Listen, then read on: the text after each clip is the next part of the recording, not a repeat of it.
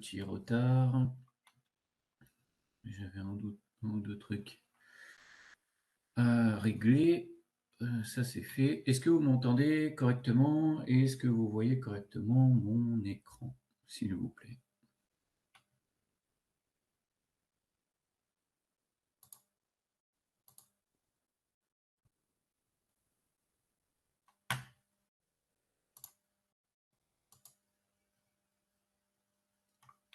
Alors, j'ai cru entendre un oui. Hop. Et ben dans ce cas, on va partir directement.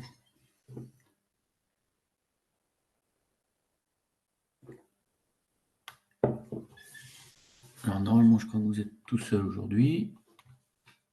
Donc, il faut que je récupère ma liste de lecture. Voilà. Donc aujourd'hui, on va voir ensemble comment configurer le répéteur Vesta 030 sur la centrale Vesta. Je vais noter l'heure, voilà. Donc le répéteur, dans la gamme Vesta, il n'y a pas qu'un seul répéteur, il y en a au minimum deux.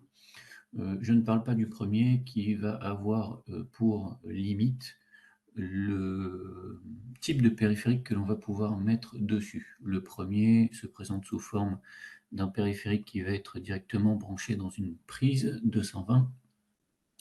Le problème de ce périphérique-là, enfin c'est pas un problème, c'est juste une limite du périphérique, c'est qu'il n'est pas compatible avec les nouveaux PIRCam. Donc tout ce qui va être PIRCam type VST 892, alors là on a les exemples de 862, je ne sais pas si on va avoir des 892, donc tous les nouveaux modèles, il ne sera pas compatible avec. Tandis que celui-ci qui se présente sous format boîtier est compatible avec l'ensemble des périphériques, tous les PIRCam compris. Donc voilà pourquoi on va se focaliser directement sur le Vesta 030. Donc il se présente sous forme de boîtier, il est alimenté par un petit transformateur 12 volts. Il doit être intégré directement dans la config Vesta au même titre que tous les autres périphériques, ça on va revenir dessus derrière. Il intègre également une batterie qui est par défaut désactivée, donc il va falloir activer l'interrupteur qu'il y a derrière, qu'on peut voir d'ores et déjà sur l'image qu'il y a à côté, pour activer la batterie et donc avoir un secours en cas de perte secteur. Donc, au niveau des présentations, pas très compliqué, on va étendre juste la portée radio. Après, c'est au niveau de la configuration où éventuellement on peut rencontrer quelques difficultés. Concernant la configuration, donc chez Vesta, il faut que l'ensemble des périphériques soit dans un premier temps enregistré ou appris, vous utilisez le terme que vous souhaitez, dans la centrale. C'est-à-dire que le répéteur, les télécommandes, les claviers et autres, tous les périphériques, doivent dans un premier temps être dans la centrale. Pour ça, rien de plus compliqué que ce que vous savez déjà faire, je pense, c'est-à-dire mode apprentissage dans la centrale, on enregistre les périphériques, on les configure, et c'est terminé. Une fois que tous les périphériques et les répéteurs, s'il y en a plusieurs, sont appris dans la centrale, là, il va falloir jouer avec les switches qu'il y a directement sur le ou les répéteurs pour faire la configuration qui vous est nécessaire. C'est-à-dire, par exemple, configuration simple, on a un répéteur, on va vouloir relayer la radio sur une dizaine de périphériques. Il va donc falloir enregistrer dans le répéteur ces 10 périphériques directement. Et là, on va faire ça avec les switches. Donc, pour illustrer cette partie-là, j'ai préparé quelques petites vidéos où on va déjà voir, dans un premier temps, l'ajout du répéteur dans la centrale, avec une simple télécommande. Donc, je vais mettre ça ici. Voilà. On va repartir du début. Donc ici, on a notre répéteur. À l'aide des switches, on va basculer le switch numéro 4, sur on, le répéteur est alimenté. L'utilisation des switches, à l'exception d'un, se fait le répéteur alimenté.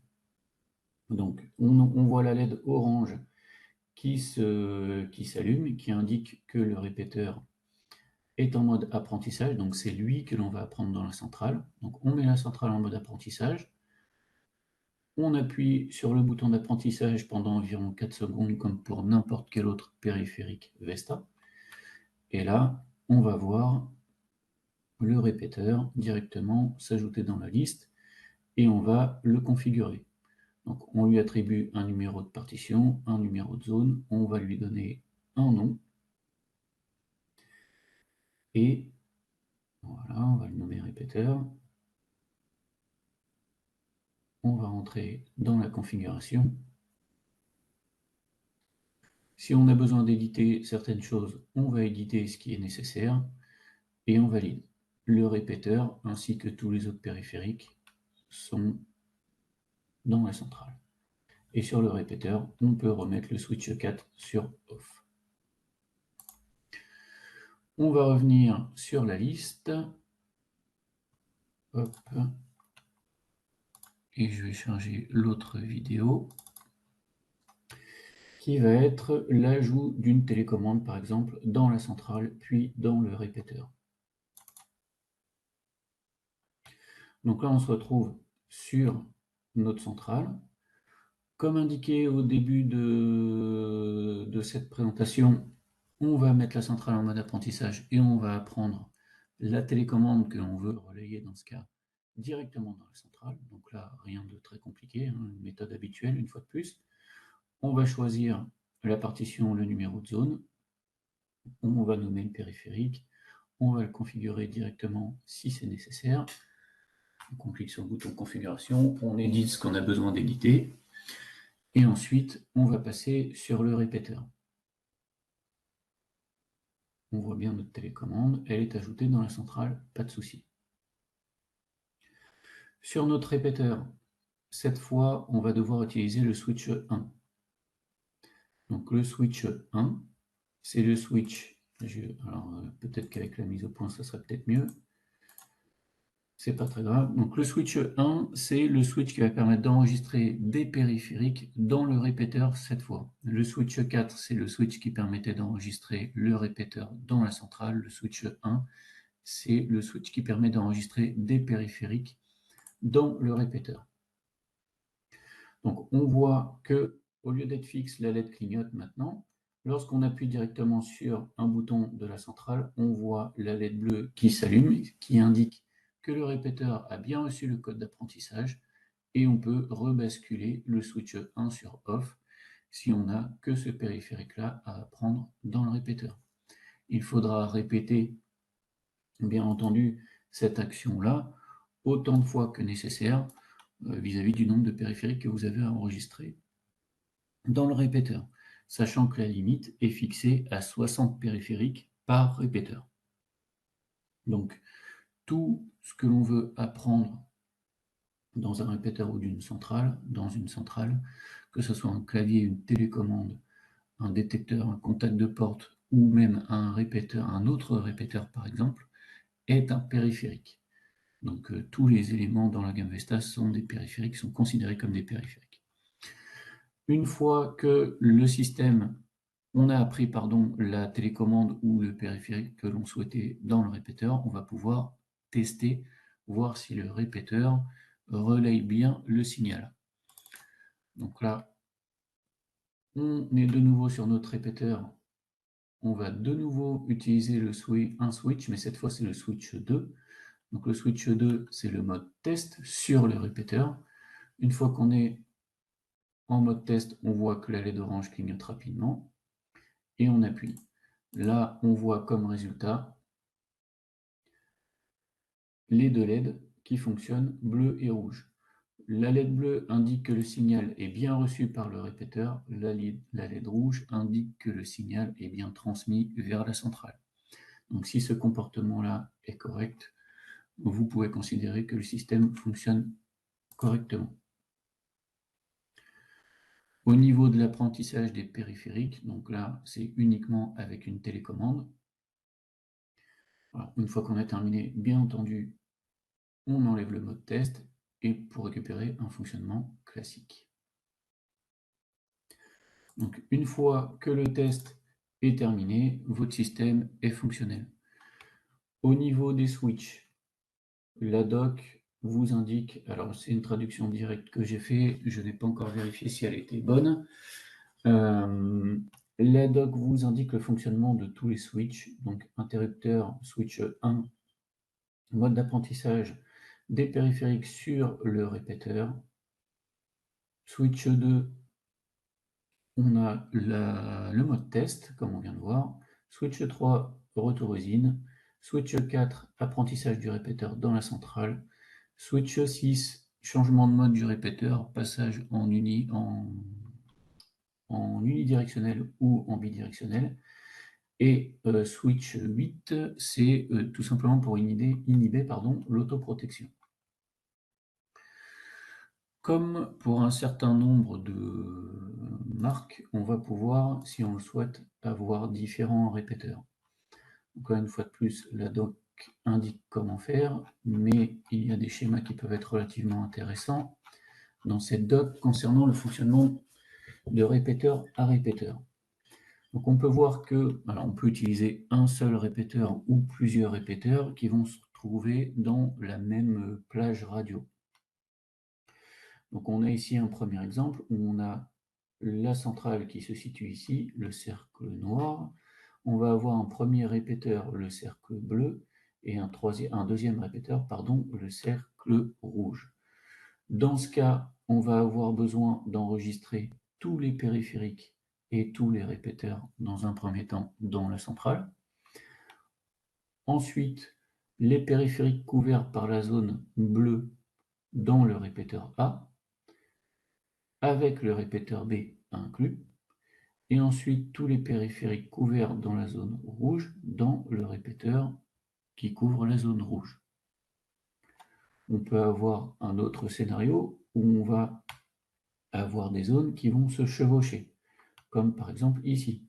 On a la centrale, répéteur A, répéteur B, répéteur C, avec des zones de couverture qui se chevauchent à chaque fois, hormis entre le répéteur C et la centrale. Donc dans ce cas-là, si on a par exemple un périphérique qui se trouve entre B et C, ici, il va falloir, dans la mesure du possible, choisir pour lui le chemin le plus court. Donc dans ce cas-là, le chemin le plus court pour accéder à la centrale, ça sera d'enregistrer ce périphérique uniquement dans le répéteur B, puisqu'il ne doit passer que dans le répéteur B pour atteindre la centrale. Ça va éviter pour ce périphérique-là de faire plusieurs sauts, parce qu'on aurait très bien pu, si on le souhaitait, enregistrer dans le répéteur C, mais dans ce cas-là, le périphérique doit faire répéteur C, puis B, puis centrale, alors que c'est beaucoup plus simple de faire B et centrale. Donc, il est recommandé d'éviter de faire plus de 2 sauts, c'est-à-dire d'avoir plus de 2 répéteurs dans, dans, dans votre installation, pour éviter d'avoir des soucis de bruit radio et autres.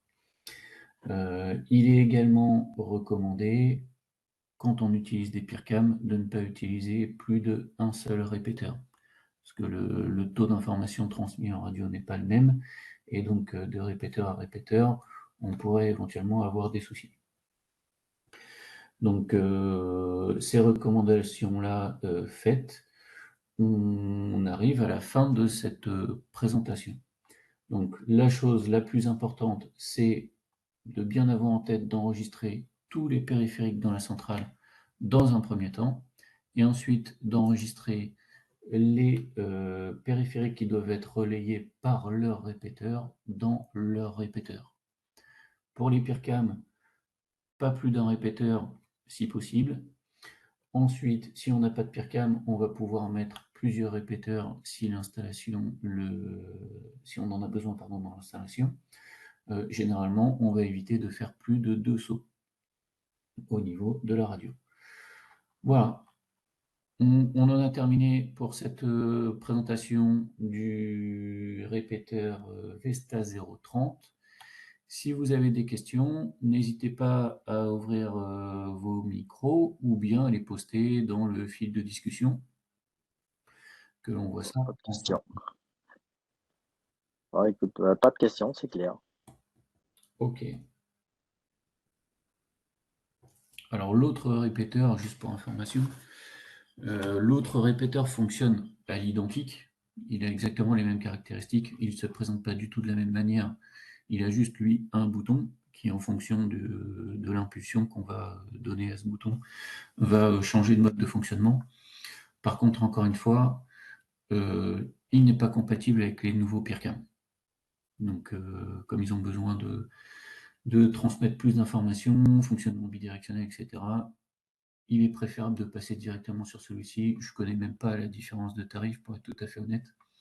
Mais bon, clairement, celui-ci, c'est celui qui va donner le meilleur résultat pour l'instant. Et je ne sais plus si je l'ai dit, mais 60 périphériques max par répéteur. Ouais. Voilà.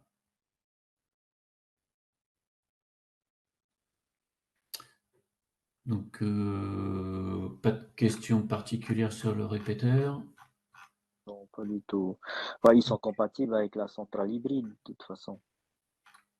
Oui, oui, bien sûr. Tout ce qui est Ok. radio Vesta, que ça soit la centrale hybride, la centrale classique, éventuellement la BOGP ou la plus petite, la Vesta 243, c'est compatible. Ouais, Moi, ok. par exemple, Super. les tests, enfin pour tourner les vidéos rapidement, là, les tests, je les ai faits avec la Vesta 243, ça fonctionne correctement. Alors après, je ne suis pas dans un cas qui nécessite l'utilisation d'un répéteur, parce que j'ai pas suffisamment de distance ou de problème particulier en transmission radio. Mais quoi qu'il en soit, l'ajouter n'a pas posé de problème. Ajouter le périphérique, enfin la télécommande en l'occurrence dans le répéteur n'a pas posé de problème. Donc même avec la petite centrale, la Vesta 243, ça fonctionne. Super. Voilà. Merci, hein. Éventuellement d'autres questions sur Vesta ou pas? Non, non, j'ai pas d'autres questions pour le moment. Ok, très bien. Eh bien écoutez, je vous souhaite une bonne journée. À vous Et je aussi, bien, crois que merci. la prochaine présentation, ça sera sur WeTech. Et si ma mémoire est bonne, l'ajout de périphérique pardon, sur le cloud WeTech. Et ça doit être à peu près dans un mois, quelque chose comme ça. 3 semaines, un mois. Ok, super. Ok, super. Ben, merci et bonne journée. Merci à vous, bonne journée.